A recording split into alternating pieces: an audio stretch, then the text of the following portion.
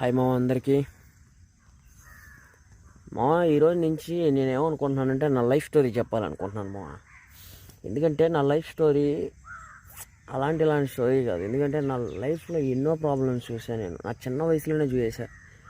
19 ఏళ్ళప్పుడే నా నా జీవితాన్ని నేను నా కళ్ళ ముందర చూసా.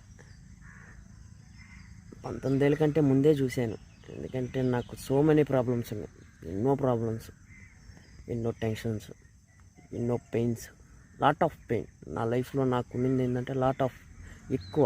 ఎంత ఎక్కువ అంటే దాన్ని చెప్పలేం, అంత పెయిన్ ఉండింది నా లైఫ్లో. అందుకని నా లైఫ్ స్టోరీ చెప్పాలనుకుంటున్నా. కానీ నా లైఫ్ స్టోరీలో ఎందుకు చెప్పాలనుకుంటున్నానంటే, ఎంత పెయిన్ ఉన్నా కానీ నేను గివప్ ఇవ్వాల, దేనికి గివప్ ఇవ్వాల. అందుకని నా లైఫ్ స్టోరీ నేను చెప్పాలనుకుంటున్నా.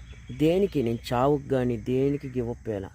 రాని చూసుకుందాం అనే లెక్కలోనే ఉండేవాడినే. కానీ ఏమో అది వచ్చేసింది ఇది వచ్చేసింది అని భయపడేవాడిని కాదు. నాకు భయం రాదు. ఎందుకంటే బేసిక్లీ నేను ప్రీవియస్ వీడియోలో కూడా చెప్పాను, నాకు భయం అనేది ఉండదు. ఎందుకంటే నాకు భయమే లేదు.